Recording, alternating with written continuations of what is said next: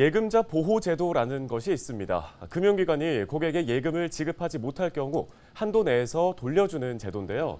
어디서나 5천만 원까지는 예금이 보호된다고 알고 계실 텐데 모두가 그렇지는 않습니다. 막연하게 5천만 원까지는 보호해주겠지 하고 생각했다가는 피해를 볼 수도 있다는데요. 네, 관련 소식을 함철성 변호사 화상 연결해서 자세히 들어보겠습니다. 변호사님 안녕하십니까? 네, 안녕하세요. 법무법인 신원의 함철성 변호사입니다.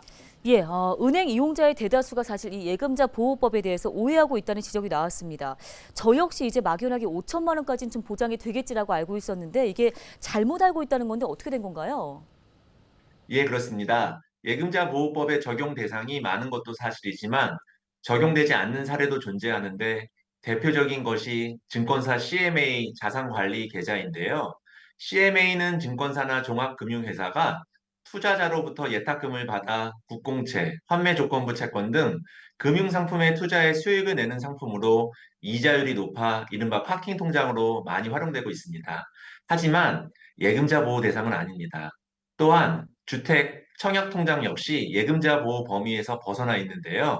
다만 주택 청약통장은 주택도시기금에 의해 정부가 별도 관리하는 시스템으로 예금자를 보호하고 있을 뿐입니다. 네, 직장인들이 많이 이용하고 있는 CMA 통장 같은 경우에는 좀 잘 알아둘 필요가 있겠습니다. 또 이와 반대로 기존에는 보호가 되지 않았다가 보호 대상에 포함된 상품은 없습니까?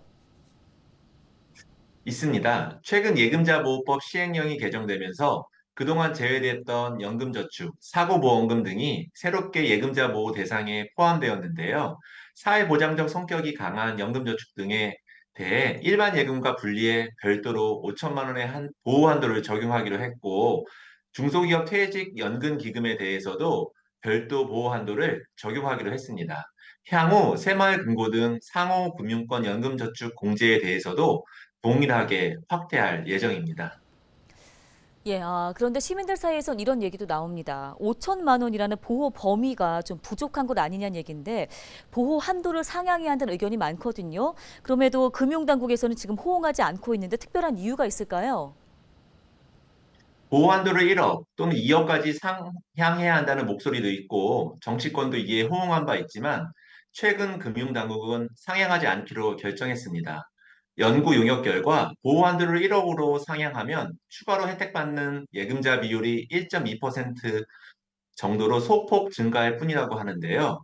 즉, 한도 상향 편익은 소수의 5천만 원 초과 예금자에게만 돌아가는 반면에 모든 예금자들의 부담이 증가되기 때문입니다.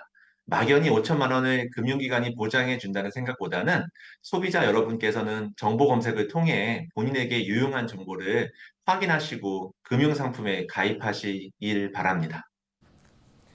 네, 알겠습니다. 도움 말씀 잘 들었습니다. 함철성 변호사였습니다.